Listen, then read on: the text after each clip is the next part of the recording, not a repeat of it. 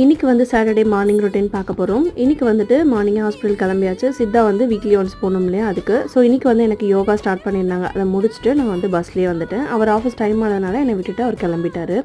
ஒரு 3 இயர்ஸில் வந்துட்டு நான் ஆஃப்டர் மேரேஜ் பஸ்ஸில் அவ்வளோவா போனதே இல்லை. ஒரு 2-3 வாட்டி தான் போயிருப்பேன். இன்றைக்கும் வந்துட்டு ரொம்ப நாள் கழித்து நான் பஸ்ஸில் வந்திருந்தேன். வீட்டுக்கிட்ட வந்துட்டு காயெல்லாம் வாங்கிட்டு வந்துட்டேன் வீட்டுக்கு. அண்ட் வந்து கொஞ்ச நேரம் ரெஸ்ட் எடுத்துகிட்டு பருப்பு ஊற வச்சுட்டு போய் ரெஸ்ட் எடுத்துருந்தேன். அண்ட் வந்து சமைக்க ஸ்டார்ட் பண்ணியாச்சு. மதியம் லஞ்சுக்கு வந்து வெறும் சாம்பார் வச்சுட்டு அப்பளம் பொரிச்சிக்கலாம்னு நினச்சேன். பட் வெண்டைக்காய் பொரியலோடு சாப்பிட்ணுன்னு தோணுனதுனால சாம்பார் வச்சுட்டு வெண்டைக்காய் பொரியல் வந்து செஞ்சுட்டேன். இந்த அயன் கடாயில் தான் வந்து நான் செஞ்சிட்ருக்கேன். இப்போ பொரியல் எல்லாமே வெறும் வெங்காயம் போட்டு செய்கிற எல்லாமே வந்துட்டு நம்ம செய்யலாம். தக்காளி அப்புறம் சிட்ரஸ் இருக்கிறது மட்டும் இப்போதைக்கு சேர்க்கக்கூடாது. நான் தெரியாமல் ஒரு தடவை செஞ்சுட்டேன். அது வந்து ஒரு மாதிரி பிளாக் ஆகிடுச்சு ஃபுட்டு.